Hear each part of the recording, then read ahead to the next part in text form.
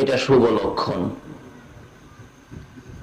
কারণ যেই চোখে নবীর প্রেম আর ভালোবাসায় ঘুম দেয় না, নবীর ভালোবাসায় যারা রাত্র জাগরণ করেছে, সেই চোখের জন্য জাহান্নামের আগুন হারাম হয়ে গেছে। নবীর প্রেমে যারা জাগ্রত থাকবেন, আপনার জন্য জাহান্নামের আগুন হারাম হয়ে যাবে। কারণ এটা বোঝার জন্যই আজকের এই মাহফিল। এই নবী যদি না হইতো, পৃথিবী হতো না, আল্লাহর আরশ কুরসি লৌহ কলম, এক কথায় কুল কায়নাতের কিছুই হতো না। যে নবীর জন্য আল্লাহ এত কিছু করেছেন, সেই নবীর প্রেমে জাগ্রত থাকা এটা ভাগ্যবান ব্যক্তিদের কাজ। যে নবীর উম্মত প্রয়োজনে 60,000 সৈন্যের মোকাবেলায় একজন যাইতে পারে, যে নবীর উম্মতের এই শক্তি, এই সাহস আছে। এক যুদ্ধে 60,000 কাফের মোতায়েন হয়েছে, আমার নবীর পক্ষ থেকে সৈন্য যাবেন কয়জন, পরামর্শ চলছে। বলতেছেন 60,000-এর মোকাবেলায় একজন সৈন্য পাঠাইতে চাই, কে যাবি? একজন দাঁড়াইলেন, রাসূল বলেন না, তুমি পারবে না, তুমি বসো। আরেকজন দাঁড়াইলেন, তুমিও পারবে না। 3 নম্বরে যিনি দাঁড়াইলেন, ইনি হলেন হযরত খালিদ বিন ওলীদ। খালিদ বিন ওলীদ যখন তরবারিটা নিয়ে দাঁড়াইলেন, তখন বললেন, হ্যাঁ, তোমার পক্ষে সম্ভব। জিজ্ঞেস করা হলো, হে খালিদ বিন ওলীদ, 60,000-এর মোকাবেলায় তুমি একা যাবে, এই সাহস তুমি কোত্থেকে পাইলে? খালিদ বিন ওলীদ বলেন, যেদিন জবানে পড়েছি লা ইলাহা ইল্লাল্লাহ মুহাম্মাদুর রাসূলুল্লাহ সাল্লাল্লাহু আলাইহি সাল্লাম, যেদিন এই কালিমা পড়েছি, ওদিন থেকে আমার বিশ্বাস, এক পাশে থাকবে আল্লাহ, আরেক পাশে থাকবে আমার রাসূল। এই দুইজন যদি আমার সঙ্গী হয়, তাহলে খালিদ বিন ওলীদ 60,000 কেন, 60 লক্ষের মোকাবেলায় যাইতে খালিদ কোনো ভয় পায় না। আমরা সেই নবীর উম্মত, আমাদের আওয়াজ দুর্বল হবে কেন? গর্জিয়াস ভাবে আওয়াজ দিয়ে আবারও বলুন আলহামদুলিল্লাহ। মাশাআল্লাহ। ভাবছিলাম ঘুমায় গেছেন, ঘুমান নাই তো দেখা যায়। নবীর প্রেমে জাগ্রত থাকতে রাজি আছেন? এই চোখের জন্য জাহান্নামের আগুন হারাম করতে রাজি আছেন? দেখি নবীর প্রেমে জাগ্রত থেকে এই চোখের জন্য জাহান্নামের আগুন আপনারা কে কে হারাম করতে চান, একটু হাত তুলে দেখান। মাশাআল্লাহ।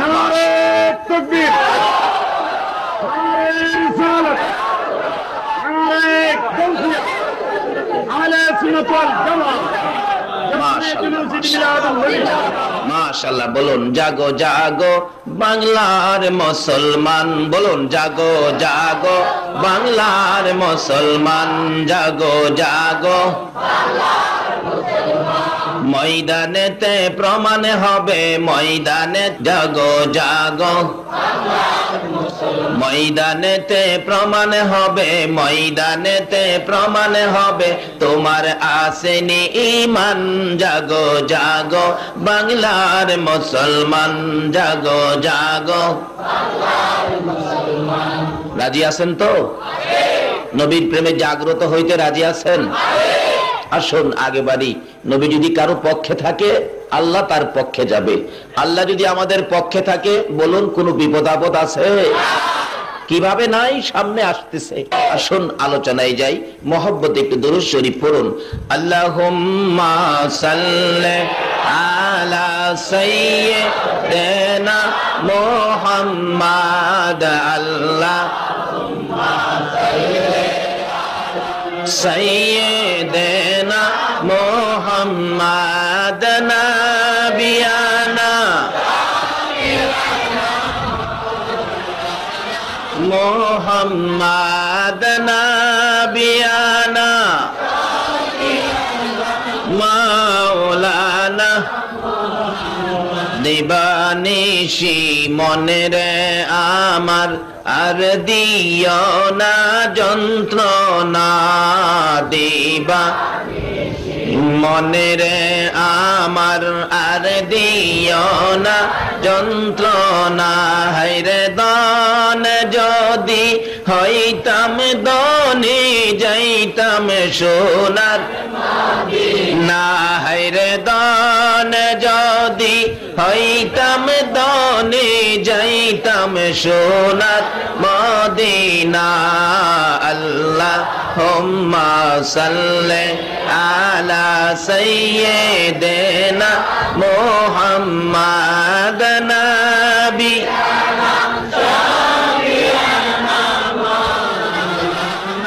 মুহাম্মাদ নবিয়ানা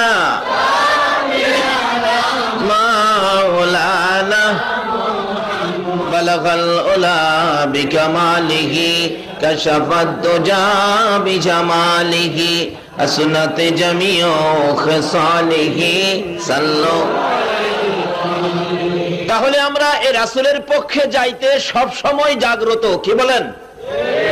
যে সময় ডাক আসে আমরা নবীর পক্ষে যাইতে কি ঘুমন্ত নাকি জাগ্রত? আসুন, তাহলে আল্লাহ আমাদের পক্ষে থাকবে, আল্লাহ আমাদেরকে সাহায্য করবেন, দুনিয়া ও আখিরাতের ভালাই আল্লাহ আমাদেরকে দান করে দিবেন। আসুন আমরা গর্জিয়াস কণ্ঠে শুকর আদায় করেছি আলহামদুলিল্লাহ বলে। বলুন তো আমরা কার শুকর আদায় করেছি? আল্লাহ নিজে কোরআন শরীফে ওয়াজ করেছেন, লা ইন শাকারতুম লা আযীদান্নাকুম ওয়া লা ইন কাফারতুম ইন্না আযাবি লাশাদীদ। আমার নিয়ামত পায়া যারা আমার শুকর আদায় করবে, আল্লাহ বলেন আমার নিয়ামত পায়া যারা আমার শুকর আদায় করবে আমি আল্লাহ তাদের জন্য নিয়ামত বাড়াইয়া দিব। আর যদি আল্লাহর নিয়ামত পায়া কেউ নাশুকরি করে, কুফরি করে, আল্লাহ বলেন তাদের জন্য আমার আযাব বড় শক্ত। তাহলে কি আমরা আল্লাহর আযাবে যাব নাকি নিয়ামতে যাব? নিয়ামত পাওয়ার জন্যই আমরা গর্জিয়াস কণ্ঠে শুকর আদায় করেছি, কি বলেন ঠিক কিনা? এই চাঁদ, বলুন তো চাঁদের নামটা কি? শাবান। শাবান চাঁদে আল্লাহ যে কত কিছু দেয় এই নবীর উম্মতেরে। আমার আল্লাহ রহমতের দোয়ার খুলে আপনাদেরকে ডাকতে থাকেন, তোমরা কে আছো গুনাহগার, জীবনে বহু গুনাহ করেছো, আমার কাছে ক্ষমা চাও, আমি গুনাহ ক্ষমা করে দিব। এইভাবে ডাক আর কোন নবীর উম্মতের আল্লাহ পাক ডাক দেয় নাই, কাউরে না। আখিরি নবীর উম্মতকে আমার আল্লাহ ডাকতে থাকেন, কে আছো গুনাহগার, আমি তো মাফ করে দিব। অথচ অন্যান্য নবী রাসূলের উম্মতের গুনাহ তো করতেন, তারাও গুনাহ হয়ে গেলে কিভাবে গুনাহ মাপ নিব, তারা খালি ডাকতো খোদা গো গুনাহ করেছি মাফ করো, গুনাহ করেছি মাফ করো। তারা ডাইকাও মাপ পায় না, আর আল্লাহ নিজে ডাকে, কে আছো গুনাহগার, আমি মাফ করে দিব। কে আছো অভাবী, আমি অভাব দূর করে দিব। কে আছো বিমারি, এই শাবান চাঁদে কে আছো বিমারি, আমি বিমার সেবা করে দিব। কে আছো বিপদগ্রস্ত, আমি বিপদ থেকে উদ্ধার করে দিব। এইভাবে আল্লাহ পাক আমাদের সুখ শান্তির জন্য যত সাবজেক্ট থাকতে পারে সবগুলো নিয়ে ডাকতে থাকে। কি মেহেরবানি! কিন্তু উদ্দেশ্য হলো, কারণটা হলো আমরা যে আখিরি নবীর উম্মত, সেই নবীর উম্মত হয়ে আল্লাহর শুকর আদায় করেছি, আমরা নিয়ামত বেশি পাবো। যাই হোক, এই চাঁদ বরকতের চাঁদ আলোচনা হয়েছে। আমি আপনাদের কাছে জানতে চাই, এই চাঁদের পরে, এই মাসের পরে আরেকটা মাস আমাদের সামনে আসতেছে, ওই মাসের নামটা কি? রমজান। আমি যদি বলি এটা অক্টোবর মাস, তাহলে কি এটা ভুল হবে? কেউ যদি বলে সামনের মাসটা কার্তিক মাস, তাও কি ভুল হবে? না। কিন্তু আপনারা তো কেউ কার্তিক বলেন নাই, কেউ অক্টোবরও বলেন নাই, সকলে বলে ফেললেন এটা রমজান। আচ্ছা, রমজানটা কি বাংলা শব্দ না ইংরেজি নাকি আরবি? সবচেয়ে খুশি লাগলো আপনারা যে আরবি বলে ফেললেন। আমি ছোট সময় টেনশনে পড়তাম, উস্তাদ বলতেন বাবা আরবি শিখো, আরবি শিখো, কারণ কবরে গিয়ে আরবি দিয়েই কথা বলতে হবে।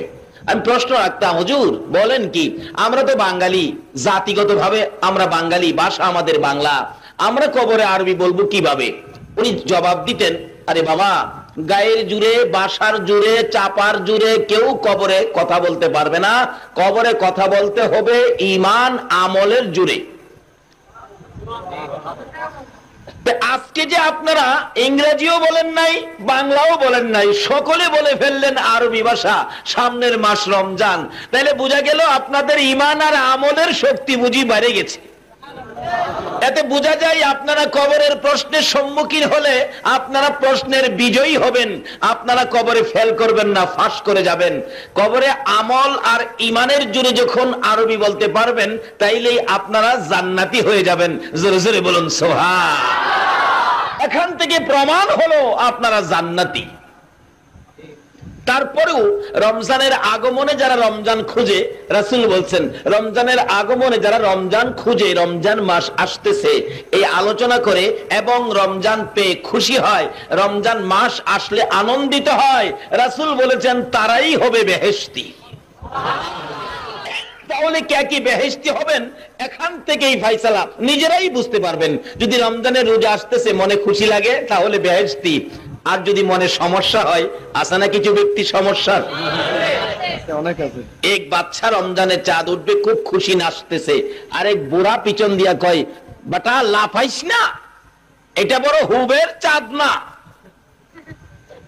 সারাটা দিন না খেয়ে থাকতে হয়, সারা দিনের মধ্যে একটা হুক্কাও খাইতে পারি না, এমন ব্যক্তি আছে না বাংলাদেশে? ফটিয়া মনে নাই?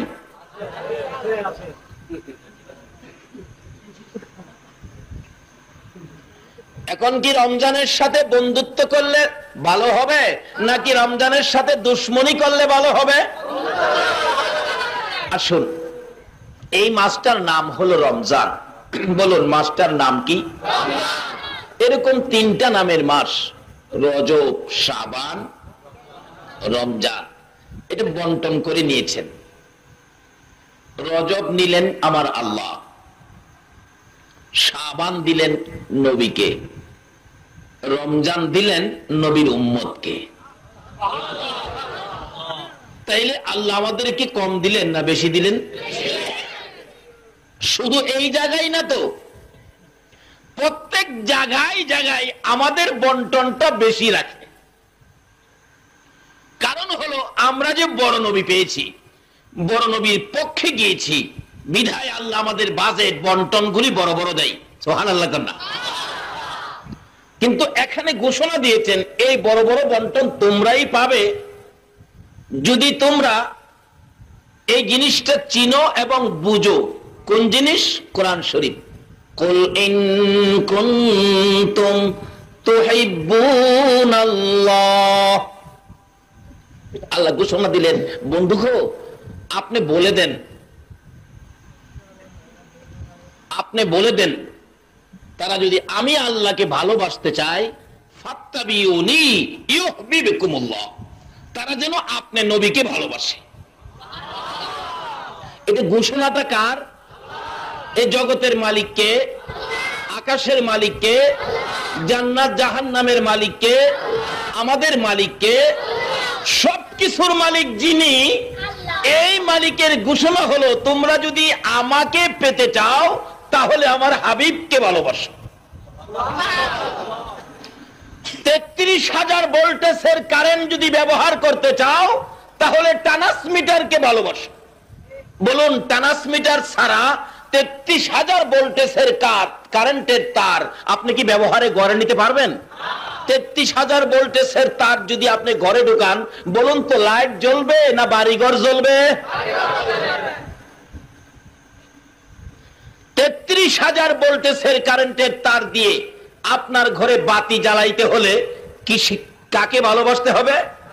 ট্রান্সমিটারকে, ট্রান্সফরমারকে।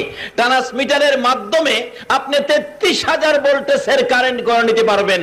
আর ট্রান্সমিটার ছাড়া যদি নিতে চান তাহলে জ্বলে পড়ে মরবেন। আল্লাহ বলেন আমি আল্লাহ এত বড় পাওয়ার। মুসা নবীকে জিজ্ঞেস করলে পাবেন, মুসা নবী সবসময় বলতেন, খোদা গো আমি আপনাকে দেখতাম, দেখার জন্য আমার খুব আশা, রব্বি আরিনি। আল্লাহ জবাব দিতে, লান তারানি, মুসারে আমাকে দেখার শক্তি তোর হয় নাই। মুসা নবী কয়, তাহলে একদিন দেখা দিয়া দেখেন না আমি পারি কিনা। আল্লাহ কো, তুর পাহাড়ে যাইস, 70,000 নূরের পর্দার ভিতর থেকে একটা পর্দা উঠাইয়া সুইয়ের মাথা পরিমাণ ছেদ্র দিয়ে নূরের জলক যখন তুর পাহাড়ে মারলেন, মুসা নবী বেহুশ, কোনো খবরই নাই। বহুদিন পর আল্লাহ জিগায়, ও মুসা তোর আল্লাহরে কেমন দেখছস? মুসা কই, কি এর দেখলাম? কি যেন একটা বিজলি মারলো, আমি তো বেহুশ। আমার আল্লাহ বলেন, ও মুসা আমি আগেই বলছিলাম এই চক্ষু দিয়ে 33,000 ভোল্টেজের কারেন্ট দেখার শক্তি নাই। একমাত্র এই ভোল্টেজের সাথে যোগাযোগ, এই ভোল্টেজ স্বচক্ষে দেখার ক্ষমতা দিয়েছি নবী মুহাম্মদুর রাসূলুল্লাহ সাল্লাল্লাহু আলাইহি ওয়াসাল্লাম। যে দেখেন অন্য অন্য নবী রাসূলগণের উম্মতের মধ্যে এত ওলি গাউস কুতুব নাই যে ওলি গাউস কুতুব হয়েছে আখিরি নবীর উম্মতের মধ্যে। কেন? ওই নবীর সাথে সম্পর্ক করে ওই মালিকের সাথে নবীকে ট্রান্সমিটার বানায়া ওই মালিকের সাথে যোগাযোগ করে ফেলেছে আল্লাহর ওলিরা। এই জন্য এই ট্রান্সমিটারের মাধ্যমে মাওলার সাথে বন্ধুত্ব করেছে, আল্লাহর ওলি হয়েছে। ওলি শব্দের অর্থই হলো বন্ধু। এই বন্ধুত্বের সুযোগ অন্য কোন নবী রাসূলের উম্মতে বেশি পায় নাই। জোরে বলুন সুবহানাল্লাহ। আল্লাহ রাব্বুল আলামিন পরিচয় দিলেন, চিনাইতে চাইতেছেন কাকে? ইনি আমার বন্ধু, ইনি আমার হাবিব। তোমরা যদি আমাকে পেতে চাও ওনার সাথে যোগাযোগ করো। বলুন, এই নবী তো শ্রেষ্ঠ নবী, সকল নবীগণের নবী। আল্লাহ বলতেছেন আমাকে পেতে গেলে তোমরা এই নবীর সাথে যোগাযোগ করো। আজকে এই নবী কেমন নবী এটা বোঝার জন্য আজকের এই মাহফিল। সবচেয়ে খুশি হলাম যেই বয়সের যুবকেরা আজকের মাহফিলের আয়োজন করেছে। আমার আল্লাহ যুবকদেরকেই তো ভালোবাসেন, এই যুবকেরাই হলো আমার আল্লাহর ভালোবাসার যুবক। কারণ আমার নবী ঘোষণা দিয়েছেন বেহেশতে যাবেন সব যুবক, বুড়া মানুষ বেহেশতে যাবে না। তাইলে যে যুবকেরা আয়োজন করেছে তারাই বুঝি হবে বেহেশতি। মাশাআল্লাহ, আজকের মাহফিলে বুড়া মানুষও নাই। এই জন্য ফাঁকে দিয়ে কথাটা বলে ফেললাম। কি বলেন? টুকটাক যদিও থাকে হেরানি আবার কষ্ট পায় না। রে বাবা, যাবে বেহেশতে, কিন্তু বুড়া যাবে না, বুড়া অবস্থায় যাবে না। বেহেশতে নেওয়ার আগে 18 থেকে 25, মতান্তরে 25 থেকে 30 বছরের যুবক বানায়া বেহেশতে ঢুকানো হবে। তাহলে এই বয়সটা যদি আল্লাহর কাছে পছন্দের হয়, এই বয়সের যুবকেরাই তো এই কাজ বেশি করা দরকার, নবীর পক্ষে যাওয়া দরকার। কি বলেন, ঠিক কিনা? কারণ নবীর পক্ষে যাওয়া দরকার এই জন্য, নবী যদি না হইতো বেহেশত হইতো না। নবী না হইলে কি বেহেশ হইতো? কিচ্ছুই হতো না। কাজী আল্লাহ সেই জন্য আগে পরিচয় দিতে চাইতেছেন ওনার হাবিবকে। আল্লাহ বলেন তোমরা যদি আমাকে পেতে চাও আমার হাবিবকে ধরো। কারণ এই হাবিব যদি সৃষ্টি না হইতো, হাদিসে কুদসি লাউলা কালামা খলাকতুল আফলাক, এই নবী সৃষ্টি না হইলে জগতের কিছুই সৃষ্টি হতো না। এই নবীর পক্ষে গেলে শক্তি কত, সাহস কত। আমার নবী মক্কার ঘটনা, আবু বকর যখন নবীর সঙ্গী হয়ে গেলেন, একদিন হাবিব বিন মালিক আবু জাহেলের বন্ধু হয়ে ইয়ামেন থেকে আবু জাহেলের চিঠিপত্র পেয়ে 1 লক্ষ সৈন্য নিয়ে মক্কা নগরীতে হাজির। এইভাবে প্যান্ডেল করেছে, সৈন্যরা বসে গেছে। একটু পরপর জিগায়, কমান্ডার সাহেব হুকুম দেন, অনুমতি দেন, আমরা যুদ্ধ শুরু করি। কই কার সাথে করবি? তারা 2টা আসন এইভাবে সাজায় রাখছে। কিতাব বলেন একটা আসন ছিল রূপার, আরেকটা আসন ছিল স্বর্ণের। রূপার আসনে হাবিব বিন মালিককে বসাইলেন, স্বর্ণের আসনটা খালি রাখলেন। হাবিব বিন মালিক বলেন, আবু জাহেল বসো না। কয় না, বসবো না। আমার ভাতিজার সাথে যুদ্ধ করে আমি যখন বিজয়ী হব, আনুষ্ঠানিকভাবে ফুলের তোড়া হাতে নিয়ে বসবো। কি শখ তার! আমার আল্লাহ কয়, আবু জাহেল রে, এই আসনে বসা উপযুক্ত তুই না। খবর দিলেন, ভাতিজা মুহাম্মদ আসো, যুদ্ধ করতে আসো, 1 লক্ষ সৈন্য আমি আবু জাহেলের পক্ষে, আসো তুমি বাপের বেটা হইলে। আমার নবী যুদ্ধে যাবে, 1 লক্ষের মোকাবেলায় সৈন্য ডাক দিলেন মাত্র একজন। কয়জন? আরো জোরে কোন? আবু বকর লাব্বাইকা ইয়া রাসূলুল্লাহ।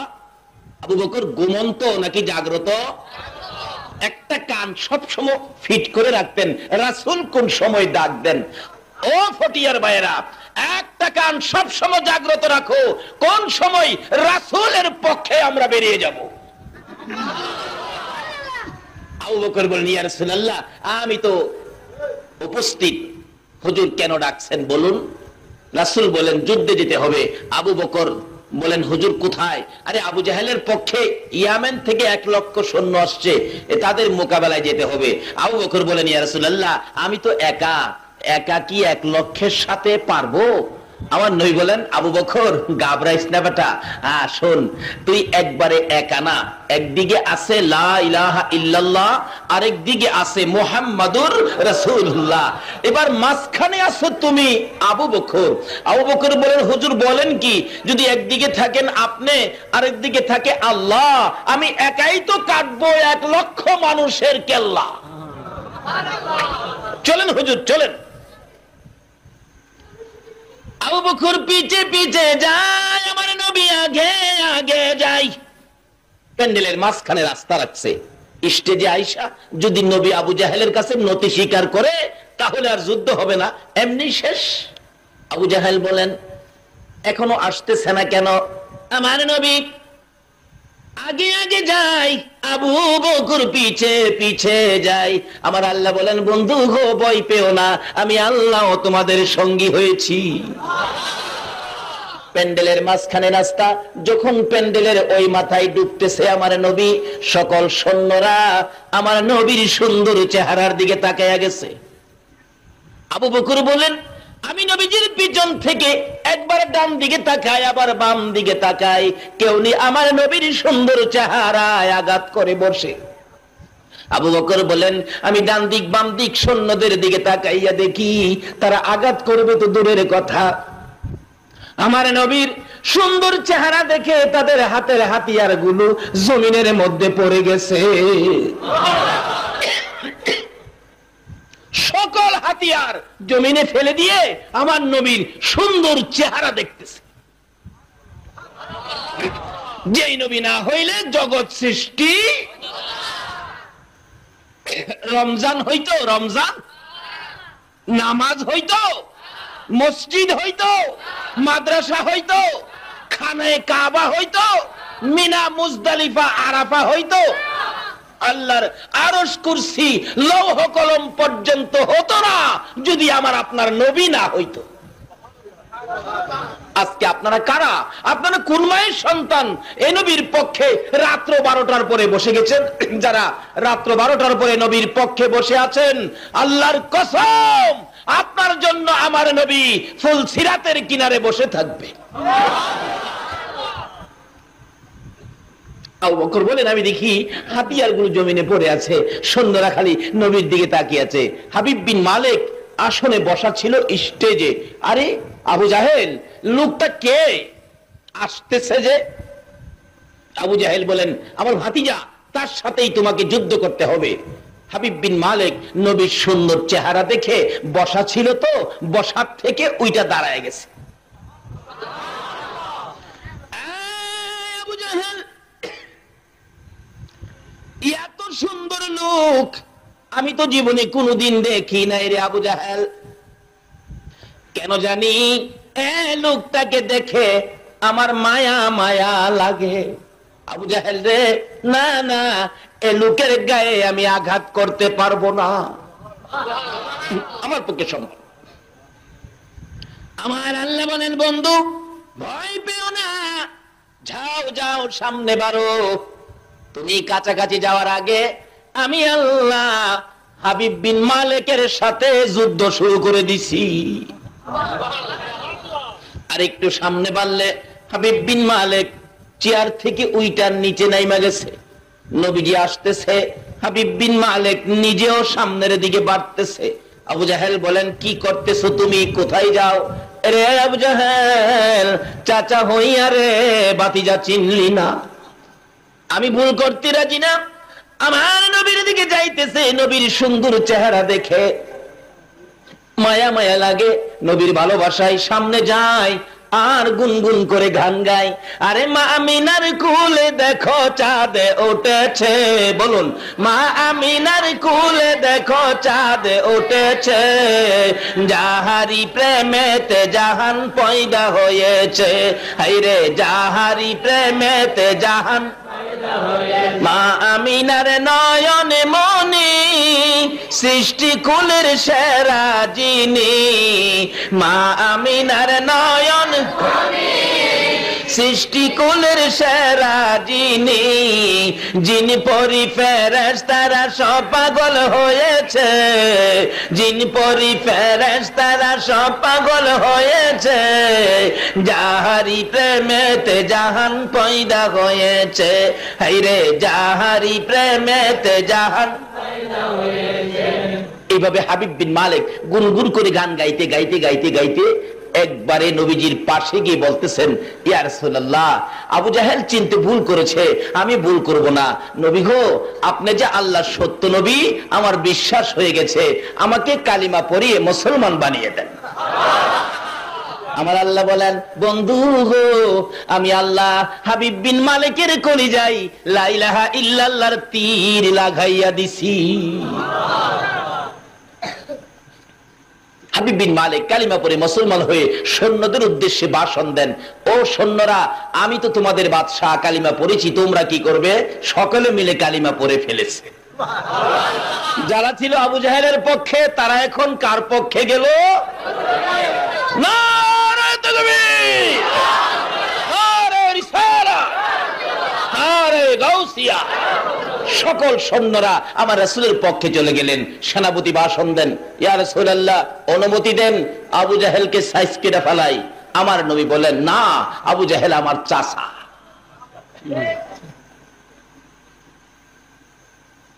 এবার হাবিব বিন মালিক বলেন, ইয়া রাসূলুল্লাহ, মনের দুইটা কথা আপনার কাছে বলবো। এমনি সময় আমার আল্লাহ কয়, জিবরাইল, আমার বন্ধুরে দেখো, হাবিব বিন মালিকের কোনো কথা যেন আজকে না শুনে, আগে তারে বাড়িতে পাঠাইতে কও, আবার বাড়ির থেকে আসলে যেন কথা শুনে। কিন্তু তার মনের কথাটা ছিল এই, তার একটা মেয়ে ছিল, মেয়েটা কুষ্ঠরোগী, ঘর থেকে বাহির করতে পারে না, একটাই মেয়ে, কুষ্ঠরোগ, এমন অবস্থা, একেবারে গর্তে বাহির করার কোনো সুযোগ নাই। এই কথাটাই বলতো, নবীজির কাছে দোয়া চাইতো। আচ্ছা বলুন, নবীজির দোয়া করলে কাম হবে কিনা? দোয়াটা চাইতো, কিন্তু পারলো না। রাসূল বলেন, এখন না, তুমি বাড়ির থেকে আইসা বইলো।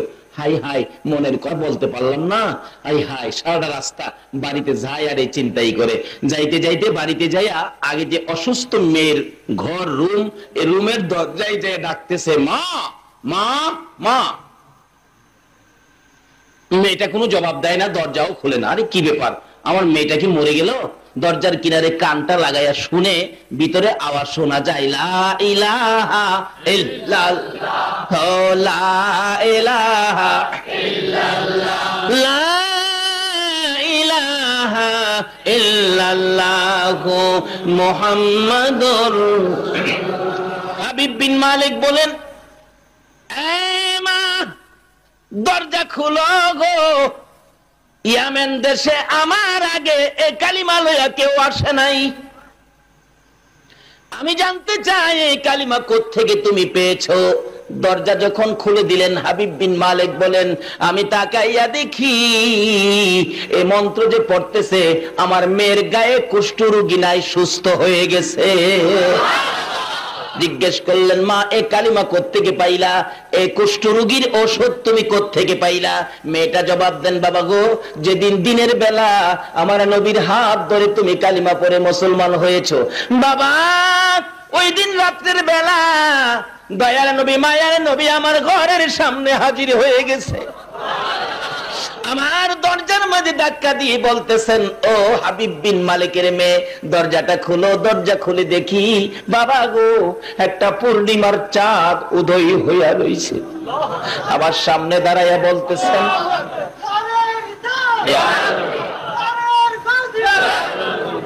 আমার সামনে দাঁড়াইয়া দাঁড়াইয়া বলতেছে, হাবিব বিন মালিকের মেয়ে, তোর বাবা আজকে আমার হাত ধরে কালিমা পড়েছে মক্কা নগরীতে, মেরে তুই কালিমা পড়বে কিনা বল। বাবা গো, আমি সুন্দর চেহারা দেখে সইতে পারি না, সঙ্গে সঙ্গে কথা দিলাম, ইয়া রাসূলুল্লাহ দেরি করব না, আমাকে কালিমাটা পড়িয়ে দেন। বাবা গো, আল্লাহর কসম করে বলি, আমার সমস্ত শরীরে কুষ্ঠ রোগ ছিল, যখন নবীর হাত ধরে কালিমা পড়েছি গো বাবা, সঙ্গে সঙ্গে কুষ্ঠ রোগ ভালো হয়ে যায়। বলুন, এই নবীর পক্ষে থাকতে রাজি আছেন কিনা? আর কারো কোনো কথা মানতে রাজি না। আমরা এই নবীর পক্ষে থাকবো, আহলে সুন্নাত ওয়াল জামাতের সদস্য হব, ছাত্র সেনার সংগঠন করব। রাজি আছেন আপনারা? আল্লাহ তুমি কবুল করো।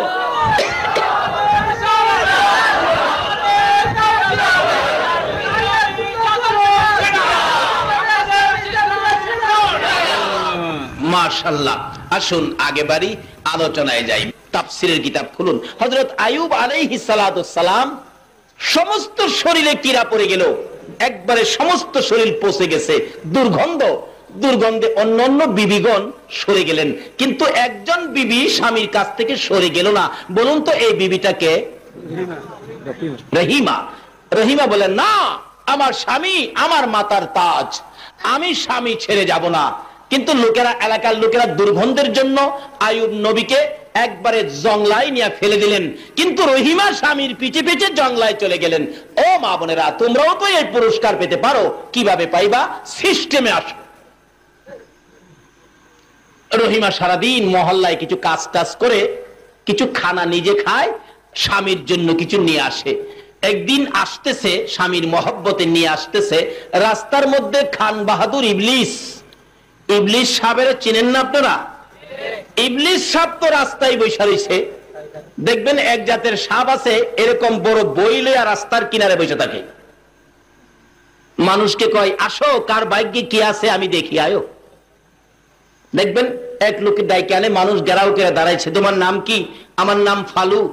ফালু আগামী বছর অ্যাক্সিডেন্ট হয়ে মারা যাবে। বইয়ের মধ্যে পয়রা দেখাইতেছে। ফালু কয়, চাচা কইলেন কি? আমার বোলা ভাইয়ার উপায় কি? তুই বাবা মইরা যাবি অ্যাক্সিডেন্টে। চাচা লন 50 টাকা। কথা এলে তুই বাচ্চা গেলে। দেখছেন না রাস্তার কিনারে হাটে বাজারে বসে থাকে, মানুষের ভাগ্য দেখে। আরে তুই মানুষের ভাগ্য দেখতে রাস্তা তাইছস, আরে তোর ভাগ্যটা দেখে কে? আমাদের এলাকায় এক ঘটনা ঘটছিল। আমাদের এলাকায় হাট, ভৈরবের বুধবার দিন, রাস্তার কিনারে বসে ভাগ্য দেখে। এক বেটা এসে হ্যাঁ এমন মাইট দিল, ভাই আমার এই কামটা করলেন। তুই বাড়িতে আইসবালা তুই বই দেখলি না? আজগাতে তুই হ্যাঁ নইলে মাইর খাইবি, তোর ভাগ্যে যে মাইর আছে দেখাইলি না? তুই এইসব মানুষের ভাগ্য দেখতি, তোর ভাগ্য তো তুই জানোস না। আর আমরাও মাশাআল্লাহ হেরার পিছনে ঘুরতেছি। নবীর দেওয়া সিস্টেম মতো আসেন। ভাগ্যের যা কিছু আছে, বালামন্দর মালিক কে? আরো জোরে বলুন কে? এটাই আমার নবী শিক্ষা দিয়ে গেছেন। নবীর কথা মতো আসেন। নবী আপনাদের জন্য মদিনায় শুয়া 24টা ঘন্টা এখনো কাঁদতেছে। রহিমা আসতেছে, ওই ইবলিস বলতেছেন, রহিমা তোমার স্বামী এত ভালোবাসো, কিন্তু তোমার স্বামী যে অসুস্থ, ওষুধ তো নিয়ে খাওয়াইলা না। হুজুর আপনি ওষুধ বিক্রি করেন? হ্যাঁ, এই যে আমার কাছে ওষুধ আছে, একবার লাগাইলেই শেষ। কি ভালো ওষুধ লইয়া তাইন বইছে। চিনছেন তো কে বইছে? ইবলিস, শয়তান। তাইন আসেননি এখনো? ফটিয়া আসে। সহজ বিচার কিভাবে করবেন পয়েন্টের উপর, বেআইনি ভাবে না। আল্লাহ কোনো কাজ বেআইনি করে না। রহিমা বলেন, ওষুধ যে নিব, আমার কাছে তো পয়সা নাই। শয়তান কয়, রহিমা পয়সা লাগবে না, তোমার মাথার চুলগুলি কাইটে আমারে দিয়ে দাও, আমি তোমার স্বামীর ওষুধ দিয়ে দিব। রহিমা কই, আমার স্বামী এই তো আমার মাথার চুল, আমি চুল দিয়ে কি করব? লন, চুল কাইটে দিয়ে দিলাম, ওষুধ দেন। ওষুধ নিয়ে স্বামীর জন্য খুশি, স্বামীর জন্য ওষুধ আনতে পেরেছি, কি খুশি রহিমা। কিন্তু রহিমার আগেই ইবলিস যায়া বলতেছে, আয়ুব ওই যে তোমার বিবি মহল্লায় জানি কোন অপরাধে ধরাত পড়েছে, সকল চুলগুলি কাইটা ফেলছে। নাউজুবিল্লাহ, আসতে কইলেন। এই যাইতে শয়তান অহনো আসেনি। আচ্ছা, আমার বিবি এ কাজ করলো, কাছে আইসে, রহিমা স্বামী আপনার জন্য ওষুধ আনছি। ওষুধ আনছ? একজন মুরব্বী কয়ে গেছে। কি করছো? কে কয়ে গেছে? মুরব্বী। মুরব্বী, মুরব্বী চিনেন না? ওই যে মুরব্বী, মুরব্বী কয়ে গেছে তুমি কি করছো, বিচার হবে তোমার। দাঁড়াও, আমি সুস্থ এলই, আমি সুস্থ হইয়া তোমারে 100 লাঠি পিটা করবো। 100। আল্লাহর কুদরত, লম্বা ঘটনা সংক্ষেপ করে দিলাম। সুস্থ হয়ে গেলেন আইয়ুব নবী। লাঠি একটা নিচে এই মোটা, এদিকে আয়। আল্লাহ কয়, আইয়ুব রহিমারে মারিস না, মারিস না। ও মা বোনেরা, আল্লাহ তো আপনাদের পক্ষে আছে, কিন্তু কেমন করলে থাকবেন দেখেন না। আইয়ুব রহিমারে মারিস না। খোদা গো, মাইরা মুহেরে হ্যাঁ কামটা করছে। কি করছে? কি অপরাধ করছে? চুল কাটছে। আল্লাহ কয়, রহিমা কোনো অপরাধ করে নাই, আমি আল্লাহ বলতেছি। আচ্ছা, তাইলে ইবলিসের কথার দাম হবে না আল্লাহর কথার দাম হবে?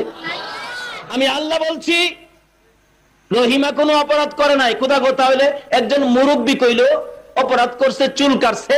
আল্লাহ কয়, হ্যাঁ হইল শয়তান, হ্যাঁ ওষুধ দিছে তোরে বালা করবার লেগা, মাথার চুলের বিনিময়, তাই নাকি? হ্যাঁ রহিমা আয় আমার বুকে আয়।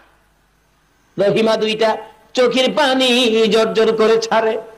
মাবুদ, এইভাবে বুঝি তুমি আমার জন্য মেহেরবান হয়েছো, তুমি আমার পক্ষে আসছো। ও মা বোনেরা, স্বামীর খেদমত করো, এই স্বামীর জন্য ভালোবাসা দাও, আমার আল্লাহ তোমাদেরকে ভালোবাসবে।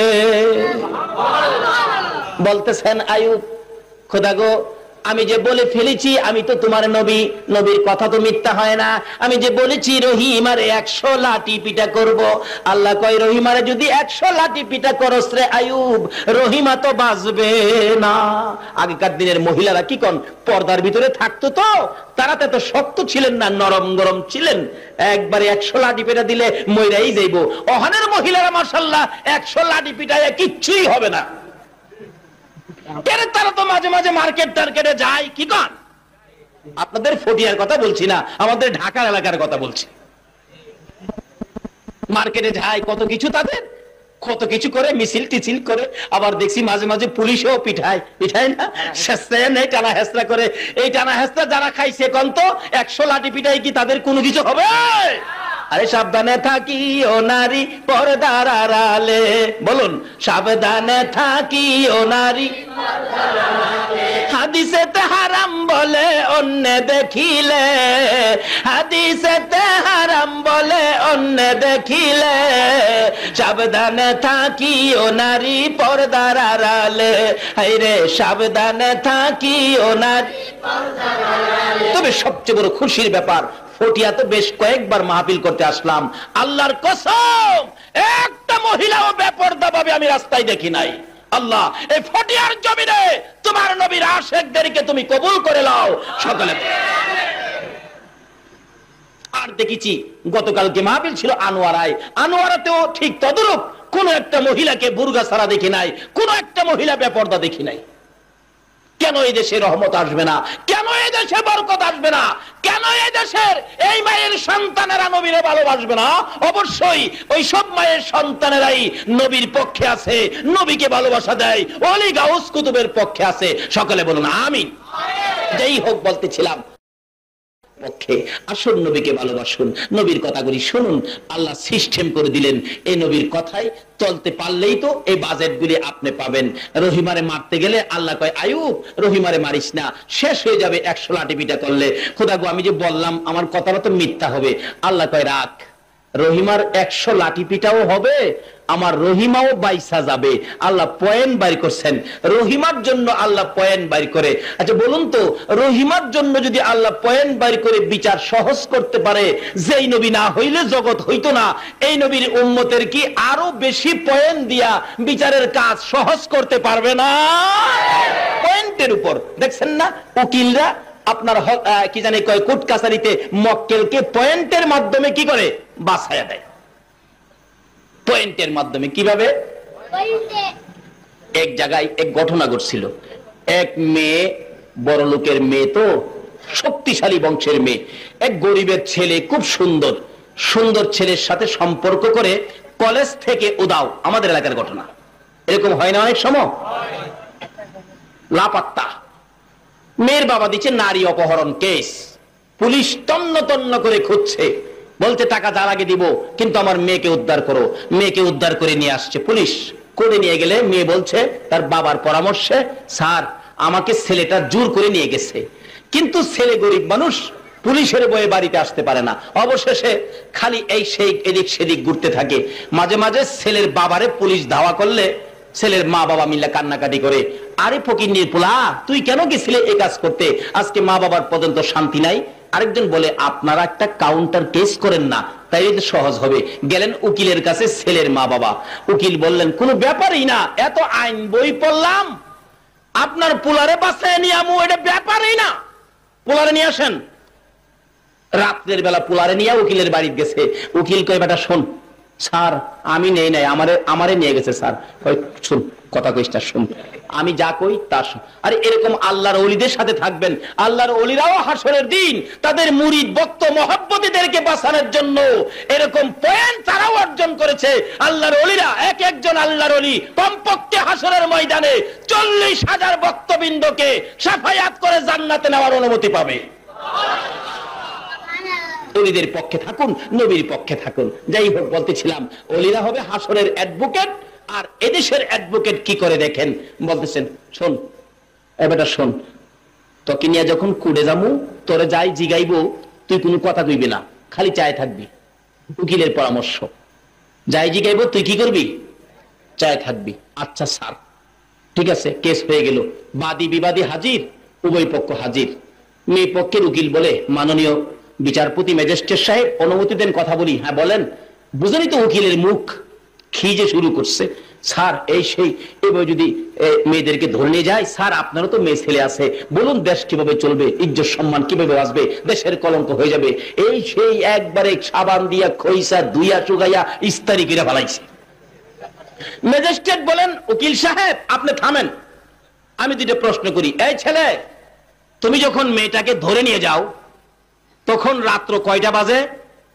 তার উকিলের পরামর্শ কি ছিল? কথা বলবি না, চাইরিছে। রাত্র তখন কয়টা বাজে? কি রে ব্যাপার, তোমার সাথে কয়জন লোক ছিল যখন মেয়েটাকে ধরে নিয়ে যাও? চাইরিছে। আরে কয়জন লোক ছিল? কি রে বাবা, কি মক্কেল নিয়ে আসলেন? চাইরিছে, কিচ্ছু কয় না। তুমি যখন মেয়েটাকে জোর করে ধরে নিয়ে যাও তখন কি কেউ দেখছিল? চাইরিছে, কিচ্ছু কয় না। 3 প্রশ্নের পরে ম্যাজিস্ট্রেট গেছে গরম হইয়া, কি উকিল সাহেব, কি মক্কেল নিয়ে আসলেন? 24 বছর হলো চাকরি, এরকম মক্কেল তো আমি পাই নাই, কি ব্যাপার? 3টে প্রশ্ন করলাম, একটারও জবাব নাই। তার পক্ষের উকিল কয়, মাননীয় ম্যাজিস্ট্রেট সাহেব অনুমতি দিলে আমি কথা বলবো। হ্যাঁ ঠিক আছে বলেন। এই ছেলেটা স্যার খুব ভালো কথা বলতেন, তার কথা শুনলে মানুষ টিভি বন্ধ করে রেডিও বন্ধ করে তার কথা শুনতো, এরকম সুন্দর কথা বলতো। বুঝেন তো উকিলের মুখ যে কিভাবে বলবে। তো তাইলে আজকে কথা বলে না কেন? স্যার দুঃখের কথা কি বলবো, যেদিন এই মেয়েটাকে ছেলেটা জোর করে টাইনা ঘরতে বাহির করছিল, মেয়েটা যে একটা চিল্লানি মারছিল, এই চিল্লানিতে তার কানের পর্দা ফেটে গেছে স্যার। এখন কে কি কয় কিছুই শুনে না, এই জন্য খালি তাকায় থাকে। মেয়েটা তো ওই পাশে, মেয়েটা বলতেছে, স্যার আল্লাহর কসম করে বলি আমি চিল্লানি দেই নাই স্যার। তার পক্ষের উকিল, ছেলে পক্ষের উকিল বলে, স্যার আপনার পয়েন্টের খাতায় লেখেন মেয়ে বলছে চিল্লানি দেয় নাই, তাহলে সে জোর করে নেয় নাই। পয়েন্টে কি করে দেখছেন? ম্যাজিস্ট্রেট বলেন, উকিল সাহেব কাজী সাহেবকে ডাক দেন। কাজী সাহেবকে ডাক দিয়ে কোর্টের মধ্যে ম্যাজিস্ট্রেটের উপস্থিতিতে তাদের বিবাহ করাইয়া দিলেন। এমনি ভাবে যারা আখিরি নবীর উম্মত হইবেন, আমার আল্লাহ পয়েন্টে ফালাইয়া মাফ করবেন। আল্লাহু আকবার।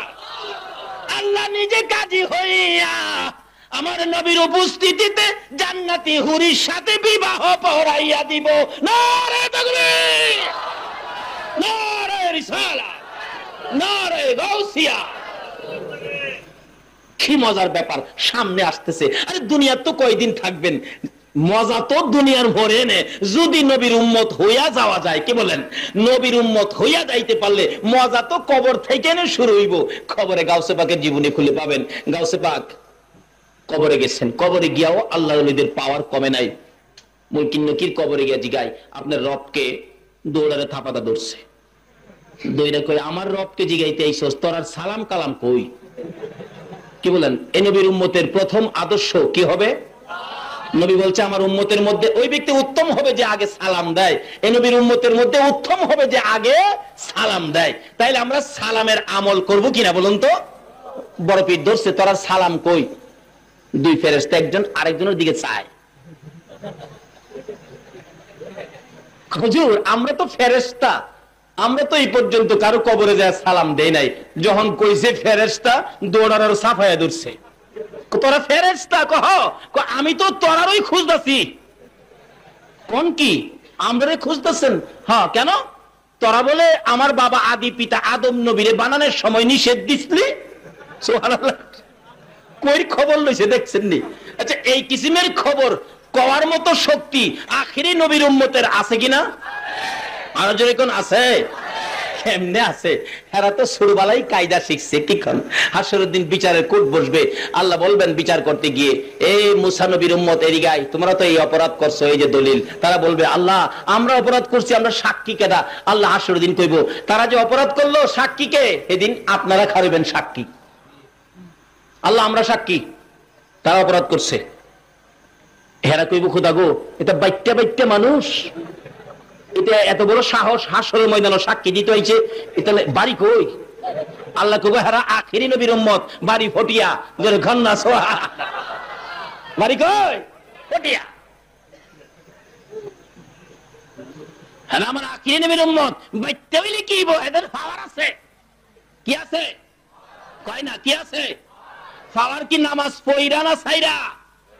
পাওয়ার কি রমজানের রোজার রাইত্যা না না রাইত্যা?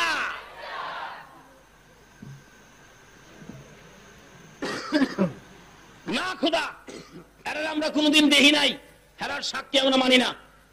আল্লাহ বলবেন কি ব্যাপার, তোমাদের সাক্ষী তো তারা মানে না, তোমরা বলে দেখে নাই। আপনারা সেদিন কইবেন খোদা গো আমরা সাক্ষী মানে না কেন? এই সাক্ষী বলে মিথ্যা সাক্ষী, কারণ তোমরা দেখে নাই। খোদা গো আমরা সাক্ষী মিথ্যা কইতাছে, আপনার কোরআন কি সত্য?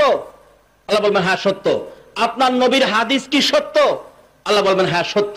খোদা আমরা আদম থেকে ঈসা নবী পর্যন্ত সকল নবীর উম্মতের খবর আমরা কোরআন হাদিসে পাইছি, তাই আমরা সাক্ষী দিছি। আল্লাহ বলবেন রে আমার কোরআন সত্য, নবীর হাদিস সত্য, নবীর উম্মতের সাক্ষীও সত্য। জোরে কোন সুবহান।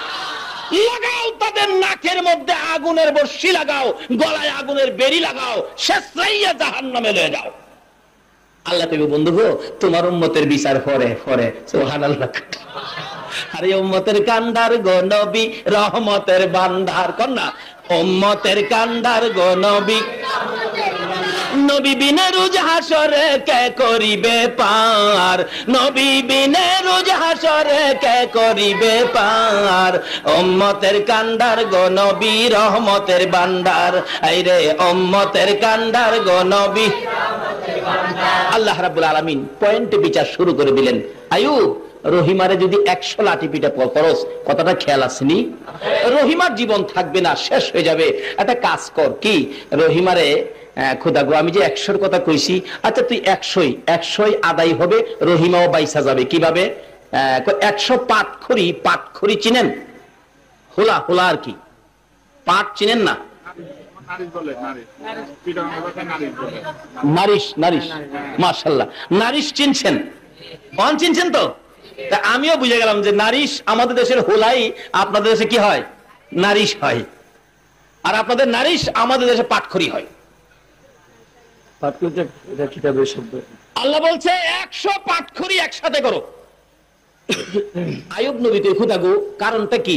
কারণ পরে বুঝবি। 100 পাটখড়ি একসাথে করছে। এই বড় বোঝা হইছে। আল্লাহ একসাথে করলাম তো, এই 100 পাটখড়ি দিয়া একটা আঘাত রহিমার গায়ে মার। তো চাইছিল 100 আঘাত 100 পাটখড়ি একসাথে দিয়ে জোরে মারতো, বোঝাটা বড় তো জোরে মারতে পারে না, খালি কোন রকম গিয়া গুইরা পড়ছে। রহিমা কয় স্বামী আমি কিন্তু ব্যথা পাই নাই। সুবহানাল্লাহ।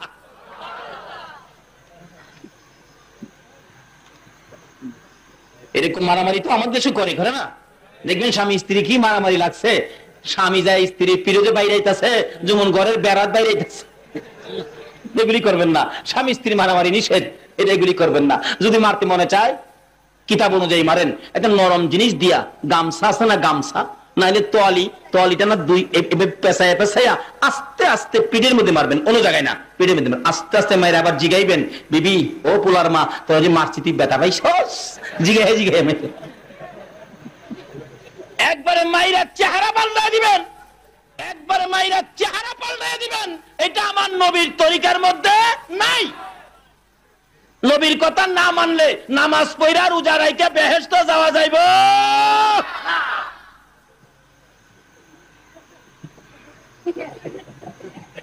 বেহেশতে যাইতে গেলে মানতে হবে নবীর কথা। বলুন কার কথা? যে নবীর উসিলাই এগুলি হইছে। তাই আমি বলি নবীর কথা মানবে যারা হবে জান্নাতি। বলুন নবীর কথা মানবে যারা হবে জান্নাতি। না মানিয়া আবু জাহেল হইল দুজুকি, না মানিয়া আবু জাহেল। নামাজ পড়েন, রোজা করেন, হজ করেন, যাকাত দেন, পাগড়ি বাঁধেন, টুপি লাগান, দাড়ি রাখেন, মুফতি হন, মুহাদ্দিস হন, সবগুলির ভিতরে যদি নবীর কথা মাফিক চলে তাহলে বেহেশতি। নবীর কথার একটু বাইরে যদি কেউ আমল করেন, এই আমল দিয়ে আল্লাহর বেহেশতে যাওয়া যাবে। এবার পয়েন্টে রহিমারে বাঁচায় আল্লাহ। বলুন কে? আসলে মেয়েদেরকে আল্লাহ এমনও বাঁচাইতে চায়, কিন্তু মেয়েরা এখন বাঁচতে চায় না। মেয়েরা বাঁচতে পারবে, মহিলা হইলে বাঁচতে পারবে। এখন তো মেয়েও পাওয়া যায় না, মহিলাও পাওয়া যায় না, যাও কিছু পাওয়া যায় সব লেডিস। লেডিস বাঁচতে পারবে না, বাঁচতে গেলে মহিলা হইতে হবে, মেয়েলুক হইতে হবে। কারণ মেয়েলুক আর মহিলার সাথে মার সাথে কত যে সম্পর্ক।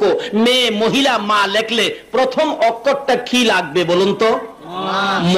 ম বাংলা অক্ষর ম। দেখছেন এই মর সম্পর্ক কই দেখেন। মসজিদ লিখবেন এই ম লাগবে, মাদ্রাসা লিখবেন এই ম লাগবে, মুহাদ্দিস লিখবেন ম, মুফতি লিখবেন ম, মুফাসসির লিখবেন ম, মুমিন লিখবেন ম, মুসলমান লিখবেন ম, মক্কা লিখবেন ম, মদিনা লিখবেন ম, এমনকি নবী মুহাম্মদুর রাসূলুল্লাহ লিখবেন। তো এই মটা প্রথমে ব্যবহার করতে হবে। এই মর সাথে জড়িত মেয়ে মহিলা মা যদি এই তিন নামের ভিতরে থাকতে পারেন, আপনাকে সাহায্য করবেন আমার আল্লাহ। বলতেছিলাম মহিলা হইলেন রহিমা। আইয়ুব নবী আল্লাহর নির্দেশ মতো 100 পাটখড়ির বোঝা হাতে লইয়া মারতে চাইছে, ঠিক মতে লাগে নাই, কোন রকম পইরা গেছে। রহিমা কয় স্বামী কি আমি কিন্তু ব্যথা পাইছি না। আইয়ুব নবী বলেন ও বিবি রহিমা, আমিও তো একটা এনে দিছি, 99টা তো আরো বাকি রইছে, দেমু এখন খাতির জমা 99টা। আমার আল্লাহ বলেন আইয়ুব না, আর দিতে হবে না। খোদা গো আমি তো বলেছি 100 আঘাত করব, একটা এনে মারলাম, আরো 99টা বাকি। আমার আল্লাহ বলেন আইয়ুব তোর এই গাঠুরির মধ্যে পাটখড়ি কয়টা আছে? 100 আছে। আমার আল্লাহ কয় আইয়ুব রে 100 পাটখড়ি একসাথে করে যখন একটা আঘাত করছ, আমি আল্লাহ এক আঘাতে 100 আঘাত আমি আদায় করে দিয়েছি। আমার রহিমারে আমি বাঁচাইয়া দিছি। আইয়ুব নবীর বিবি রহিমারে যদি এইভাবে পয়েন্টের মধ্যে ফালাইয়া আমার আল্লাহ বাঁচাইয়া দিতে পারেন, যেই নবী না হইলে আইয়ুব নবী হইতো না, যেই নবী না হইলে রহিমা হইতো না। এই নবীর উম্মতের বলুন আরো সহজে বাঁচাইতে পারবে কিনা? রব্বির হামহুমা কামা রব্বায়ানি সগীরা। রব্বুল আলামিন জান্নাতের বাগানে বসে জান্নাতি মেহমান লইয়া, শাবানের চাঁদ, রহমতের চাঁদ, বরকতের চাঁদ, গুনাহ মাফের চাঁদ আমরা হাত বাড়াইছি। মৌত তুমি না বলেছো কে আছো গুনাহগার, এই চাঁদে আমি মাফ করে দিব। তোমার ঘোষণা মাফিক আমরা জীবনের গুনাহ লইয়া গো তোমার শাহী দরবারে হাত বাড়াইলাম। মাবুদ, রাত্র 3টা বাইজা গেছে, তোমার বন্ধুরা শেখ পাগলেরা এই পর্যন্ত ধৈর্যের সহিত মাহফিলে বসে কোরআন হাদিসের আলোচনা শুনেছে। মাবুদ গো, দুটো করে হাত তোমার গাফফার নামের দুয়ারে বাড়াইছে, এ হাত তুমি কেমনে খালি ফিরাই